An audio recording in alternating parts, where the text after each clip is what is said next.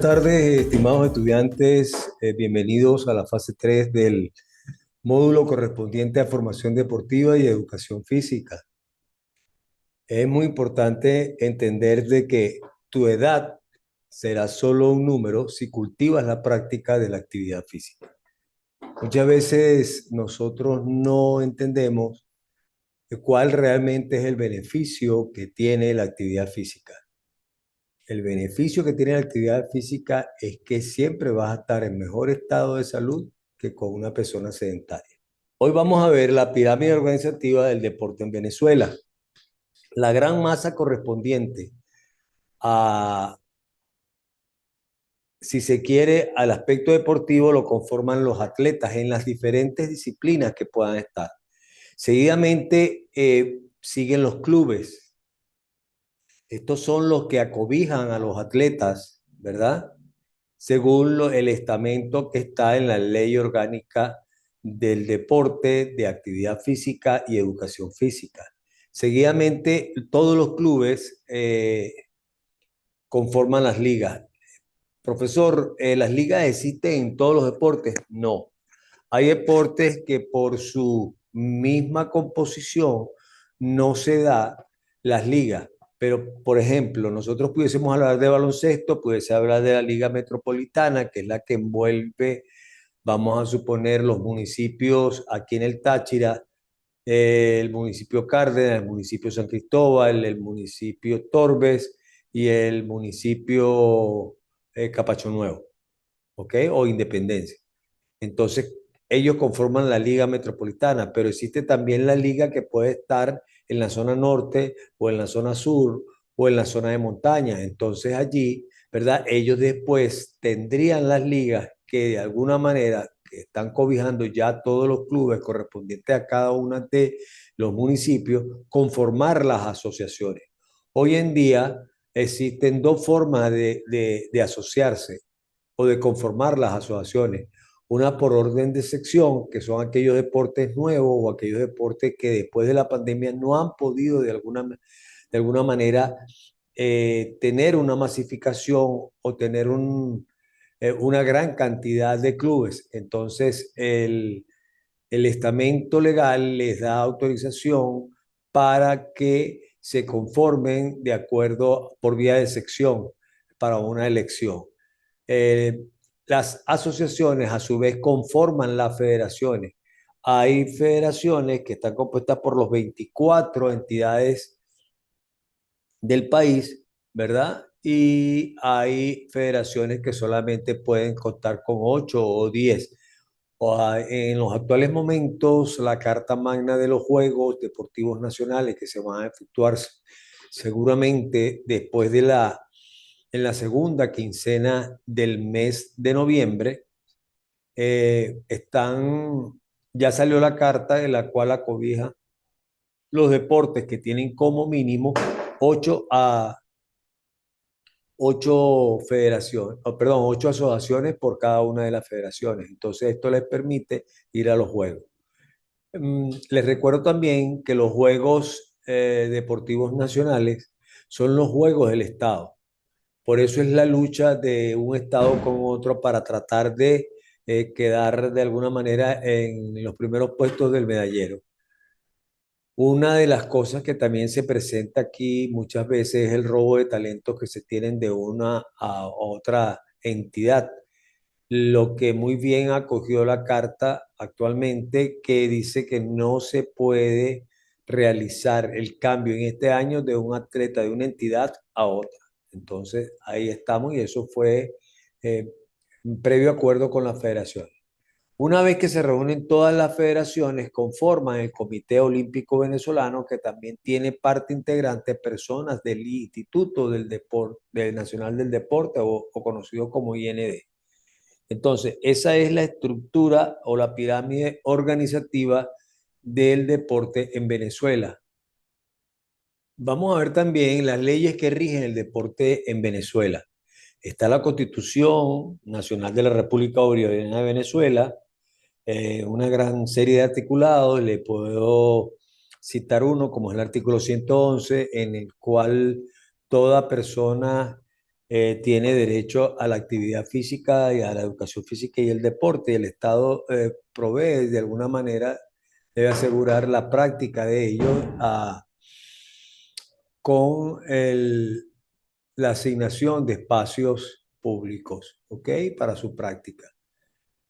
Tenemos también la LODAFES, que es la Ley Orgánica del Deporte, Actividad Física y Educación Física, y su reglamento, que es muy importante. Muchas veces las personas hablan, pero recuerden que la mayoría de las leyes tienen un reglamento. Ese reglamento tiene que, si se quiere, asevera o profundiza lo que pueda decir, ¿verdad? La ley como tal. Luego vienen los estatutos y normas, que estos estatutos están, no puede haber ningún estatuto que vaya en contra de la ley orgánica del deporte, de la actividad física y educación física, ni de su reglamento, y mucho menos en contra de lo que manifiesta los artículos que se refieren al deporte en la Constitución Nacional de la República Bolivariana de Venezuela. Los estatutos siempre se realizan, que cada federación realiza su estatuto y lo va bajando a las asociaciones, de ahí a las ligas, de las ligas a los clubes, ¿verdad?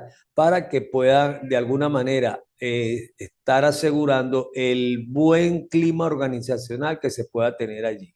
Vamos a ver la clasificación de los deportes.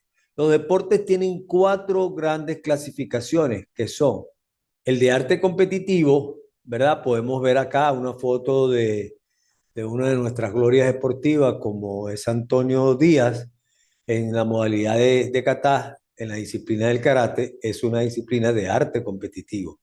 También podemos ver la gimnasia artística, también podemos observar el tiro con arco y de alguna manera lo que se conoce hoy en día como, anteriormente era nado sincronizado, hoy en día se conoce como gimnasia acuática, ¿verdad?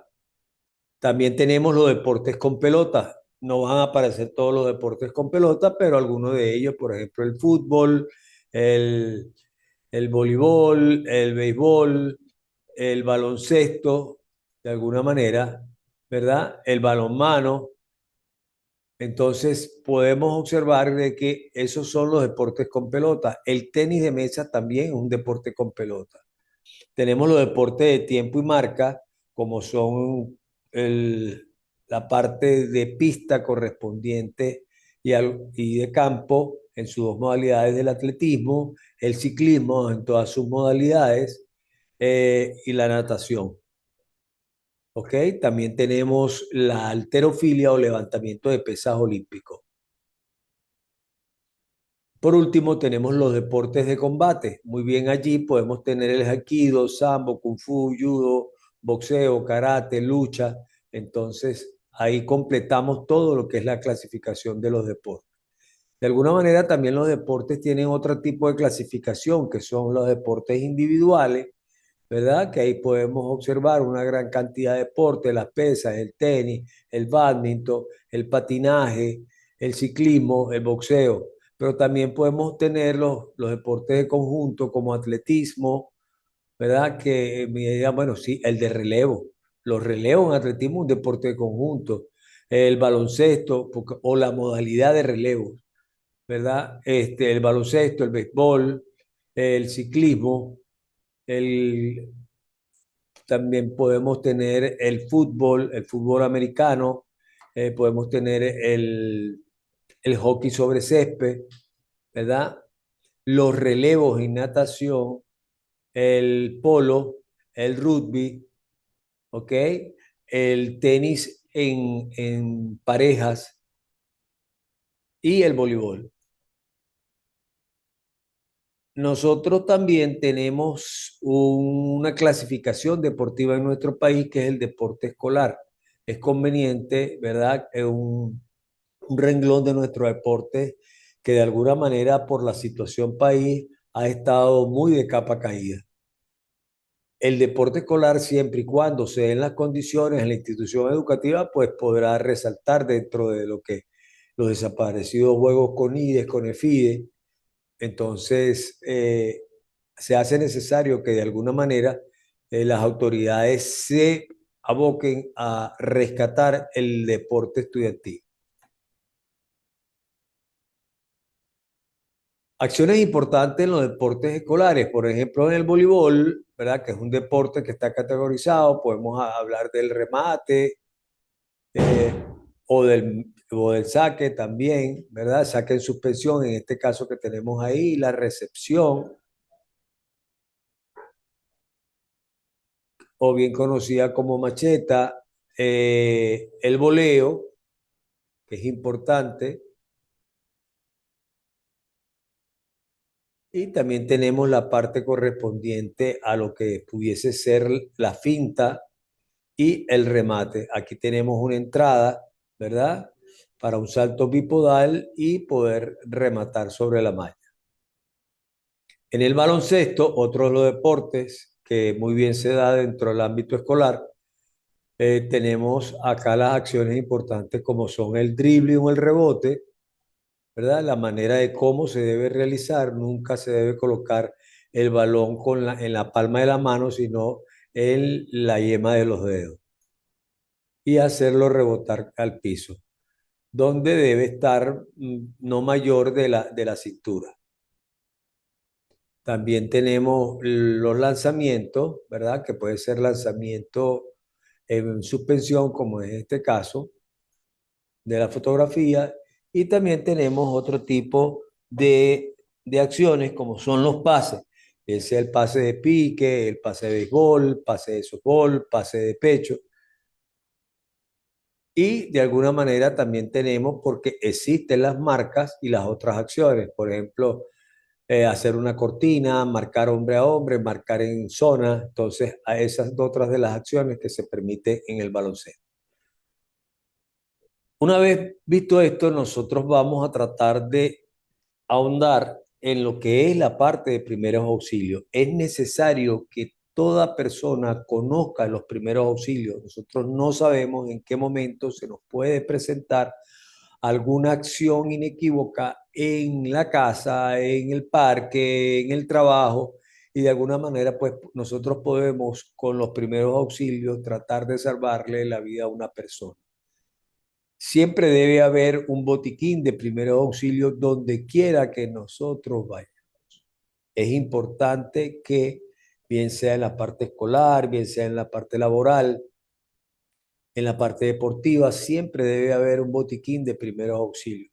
También tenemos que tener presente cuando la parte de los atletas, cuando se le realiza a los atletas de X disciplina, se debe hacer una ficha donde en esa ficha nosotros sepamos como entrenadores o como profesores, ¿verdad?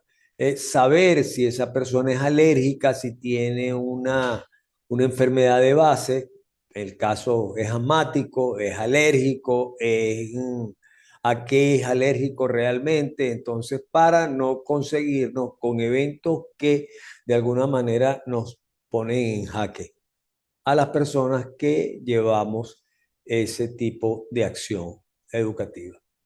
Lo más importante en los primeros auxilios, si ocurre un evento, es tener presencia de la frecuencia respiratoria. Lo mínimo que debe una frecuencia respiratoria de una persona tiene que ser de 17 a 20 por minuto. Es bastante baja, pero eso es lo que debe tener como mínimo, un rango mínimo de la frecuencia respiratoria. Puede tener alteraciones por la fiebre, por enfermedades pulmonares crónicas, a lo mejor por ejercicios intensos o de enfermedades metabólicas. Otra de las cosas que tenemos que tener presente es la frecuencia cardíaca. ¿Qué es la frecuencia cardíaca? Es el bombeo de sangre que realiza el corazón en un minuto. ¿Y por dónde se obtiene? Pues se obtiene simplemente por la toma de pulso, ¿ok?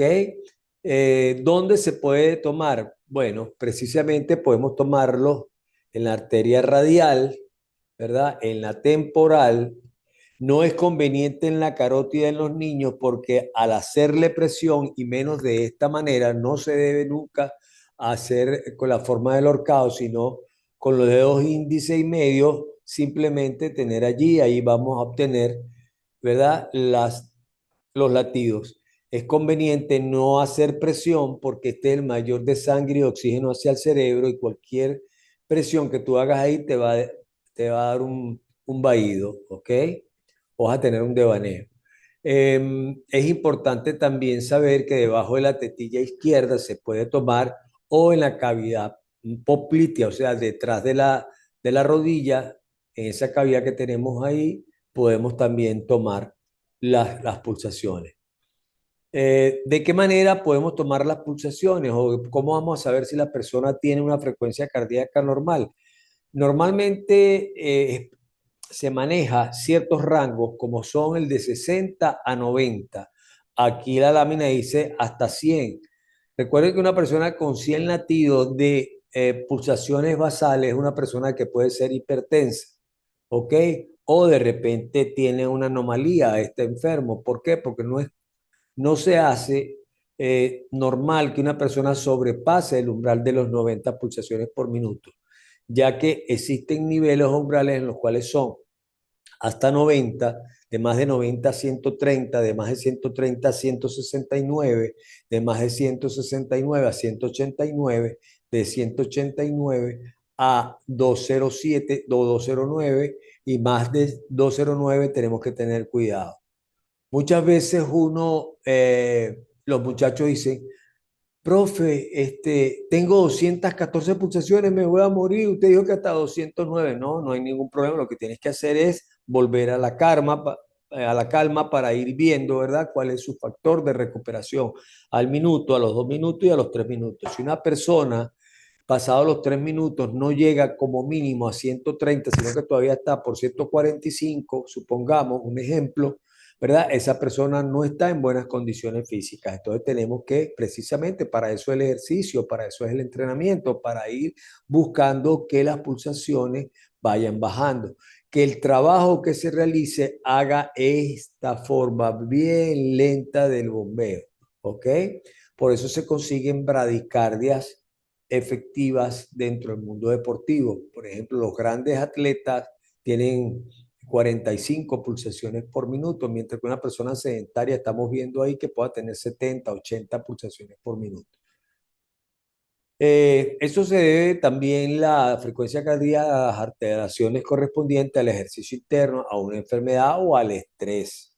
Ojo con esto, cuando vayamos a tomar, tenemos que saber, ¿verdad?, cómo se siente la persona para poder decir si está de alguna manera sintiéndose o está enfermo. La presión arterial. Es importante que la sangre ejerza al pasar por las arterias, ¿verdad? De 120, 80, 120, 80, ¿verdad? De Hg. Eso es importante saber que una persona cuando tenemos la presión arterial, una cosa es la frecuencia cardíaca y otra es la presión arterial. Una de 80 a 12 es una persona normal. La parte sistólica y diastólica correspondiente a lo que cuando se toma de alguna manera el pulso o la presión arterial. ¿Qué puede pasar con la temperatura? Normalmente se expresa el calor corporal que irradia el organismo entre 36 a 37 grados centígrados. Eso es una forma normal. Oye, vale, estoy acalorado, sí. Bueno, andaba en el sol, andaba jugando, vas a tener un poquito, 37 y medio, 38. Pero ya después de 38 y pico ya comienza a ser a un estado febril, y lo importante de esto es no dejarlo subir demasiado. Los niños pequeños no es conveniente que se les deje subir la fiebre por encima de 40, porque hay riesgo, ¿verdad?, de las meninges, irritación de las meninges, pero también puede haber unas afectaciones, sobre todo en la válvula mitral. Entonces, es muy importante tener esto presente, ¿verdad? ¿Cómo pudiésemos bajar una fiebre? Bueno, pañitos de agua fría, si no queremos darle medicamentos, si tenemos un médico a la mano, pues poderle preguntar, ¿verdad? Eh, La alteración de la temperatura se debe a enfermedades infecciosas, a lo mejor una ingesta de alimentos, un empache, el estrés o otras enfermedades metabólicas.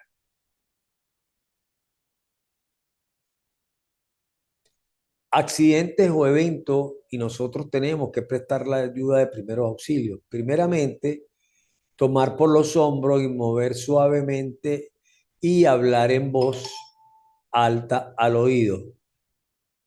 Aquí la gráfica nos dice, me escucha, estás bien, puedes abrir los ojos, me puedes responder. Entonces es muy importante tener esto a la hora que usted quiera prestarle una ayuda por un evento a una persona. Si la persona no responde, pida ayuda, busque que llamen a 911, al 171 o a X eh, paramédico de manera tal de que pueda estar allí, ya que muchas veces nosotros no tenemos la disponibilidad de un desfibrilador que nos permita nosotros y muchas veces no lo sabemos manejar, entonces es preferible decirle a la persona pide ayuda y que traiga un desfibrilador. ¿Cuál es el ABC que nosotros tenemos que tener al ayudar? Primeramente, la vía aérea, la ventilación y la circulación, se conoce como el ABC. ¿Por qué la vía aérea? Primeramente, tenemos que extender la cabeza de la persona de cúbito dorsal, o sea, acostado, ¿verdad? Y elevar el mentón. Observar muchas veces, ¿verdad? Si puede haber la persona tratando de enredarse la lengua. Entonces es muy importante tener presente eso, ¿ok? Eso sería la parte de ventilación, abrirle la boca y observar dónde está la lengua. Otra de las cosas es que existe una regla que es mire el movimiento del tórax, escuche la respiración y siente el aire inhalado o exhalado. Entonces es importante tener presente, como lo dice la lámina, la mirada en el plexo, en el tórax y de alguna manera escuchar la respiración y sentir la exhalación. ¿Ok? Es indudable saber si hay circulación, entonces tocamos de esa manera la arteria radial, podemos saber si existe latido, pues puede haber circulación o si no, hacemos en la carótida. Viene una de las reanimaciones que según se considera, ¿verdad? Y demasiado importante y que nosotros debemos tratar de manejarla en casa, que es el RCP, que se llama reanimación cardiopulmonar. Primeramente, ¿verdad? Tenemos que tener los codos estirados y colocar los hombros directamente encima de las manos, ¿verdad? Ahí tienen la posición, ¿verdad? Donde está el corazón, la mano derecha sobre la izquierda o la izquierda sobre la derecha. Eso va a depender de cómo esté usted de alguna manera al lado de la persona. En posición, usted tiene que estar en posición de rodilla y hacer presiones bastante profundas y es importante con firmeza un ritmo de 100 a 120 compresiones por minuto, o sea, hacer muchísimo bombeo para que la persona de alguna manera pueda reanimarse. Eso es lo que se conoce como el RCP o reanimación cardiopulmonar. También existe la respiración boca a boca, ¿ok? Aquí observamos, colocamos la mano sobre el hombro, el mentón tiene que estar hacia atrás, abrimos la boca y vamos de alguna manera a soplar, ¿ok? A darle aire y luego a exhalar para que la persona de alguna manera activar ese proceso. Cubrir firmemente con la boca a boca a la persona afectada, cerrar la nariz apretando con los dedos, mantener la barbilla levantada, ya lo dijimos, el mentón siempre que debe estar levantado y la cabeza inclinada. Dar dos insuflaciones, cada insuflación debe tomar alrededor de un segundo y hacer que el pecho se levante. ¿Ok? Aquí podemos tener otro RCP en niños haciendo presión sobre la cavidad torácica. Tiene que haber el mentón hacia atrás, se le coloca la mano para mantener el mentón elevado. hay una maniobra que muchas veces le podemos salvar la vida a una persona eh, en contra de una asfixia mecánica. Se conoce esta maniobra como para las personas que tienen un atragantamiento.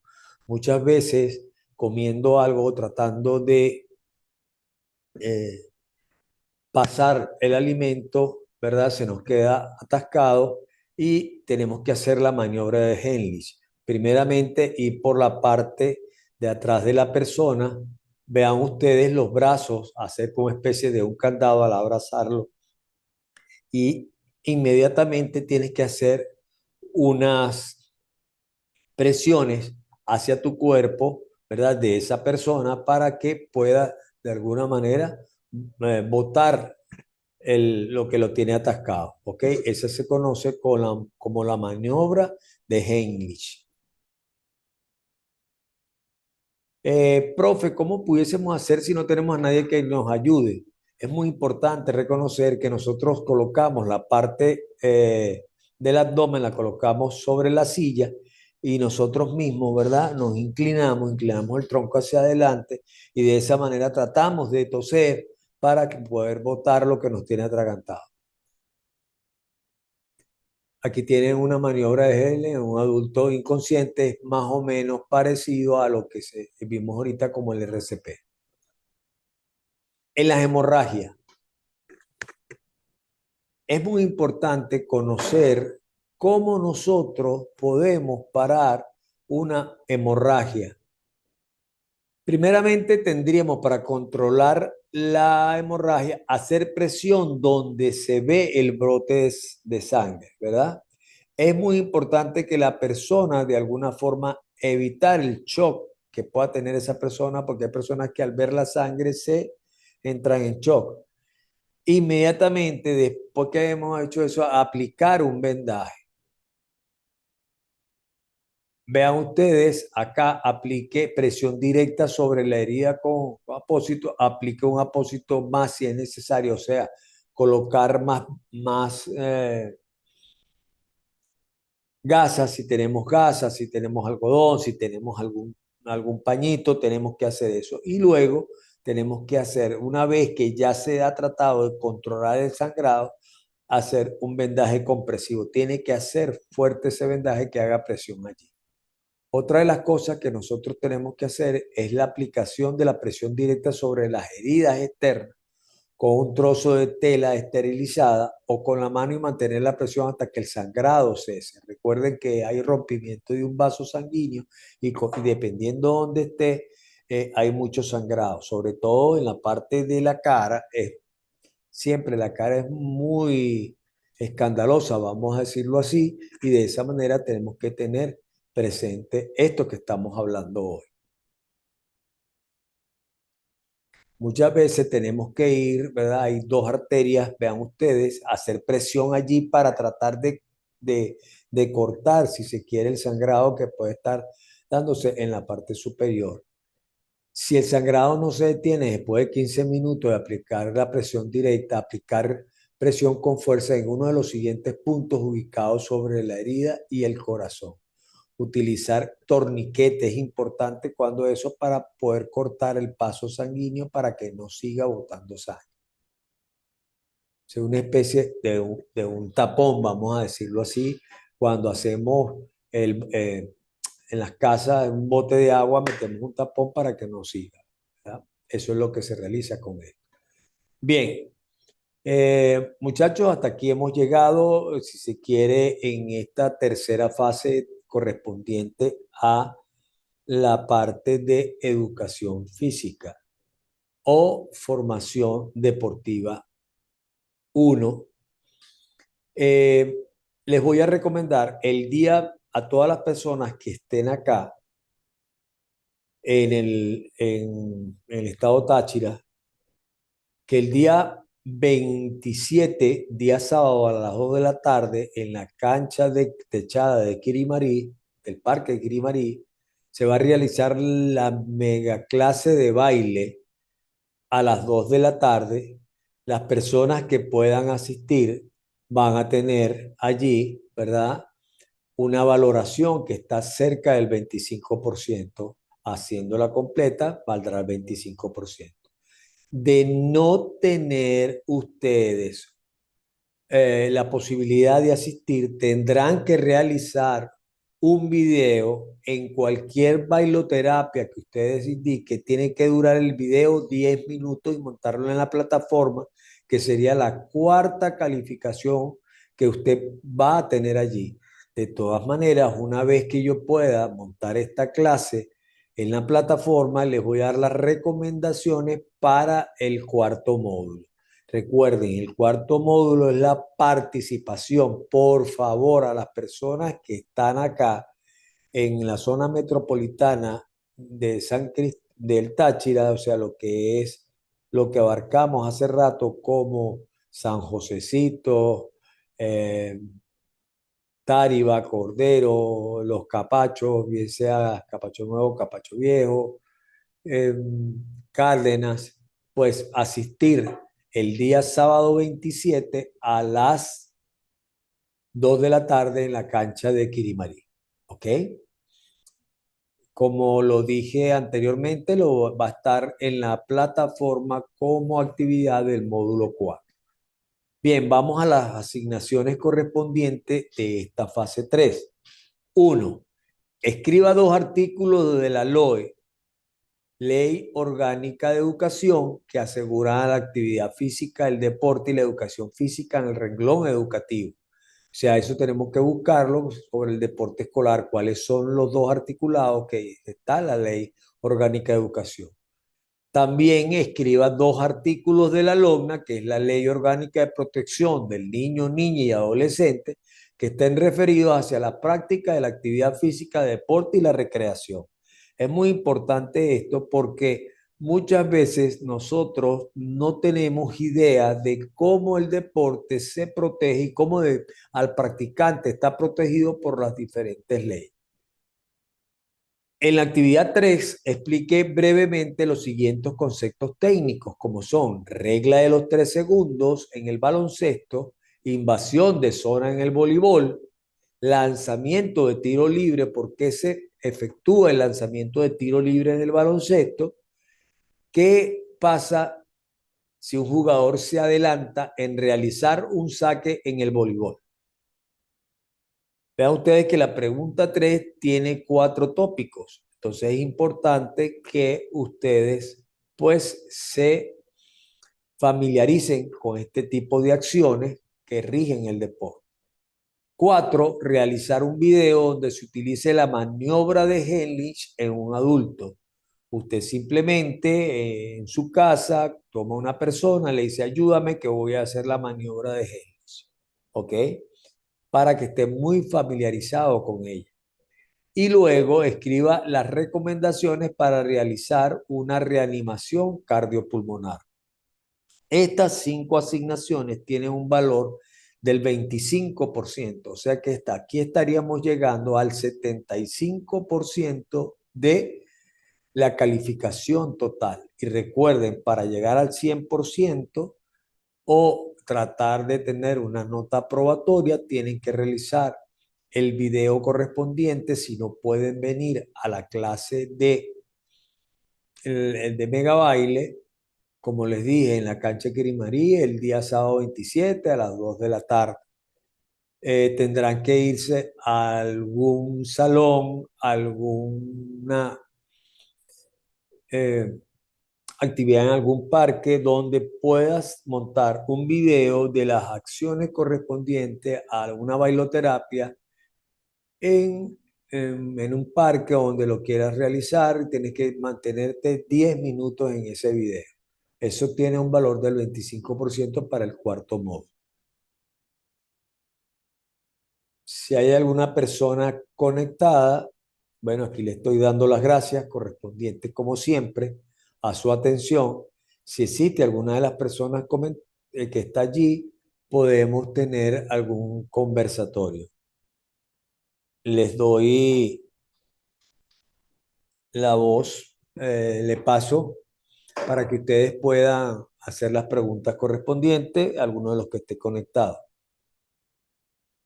Bueno, en vista que no hay ninguna pregunta, me despido. Muy buenas tardes, gracias por su atención.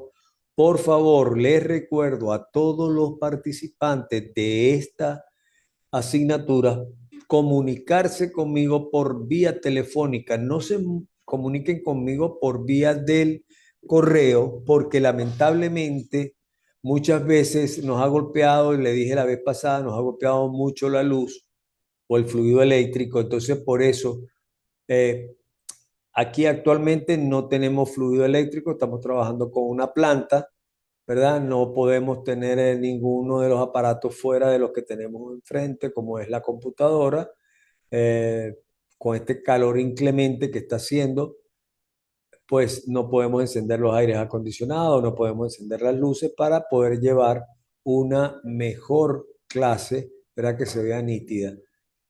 Es conveniente de alguna manera que se comuniquen conmigo porque cuando ustedes, yo vengo a leerlo, lo leo a los 3, 4, 5 días y entonces de repente pues no podemos tener una comunicación fluida y a lo mejor va en perjuicio de su asignación o en perjuicio de su calificación. Así que comuníquese conmigo al 0412-310-5512, que si en ese momento no los atiendo, pues yo les regreso la llamada, no hay ningún tipo de problema.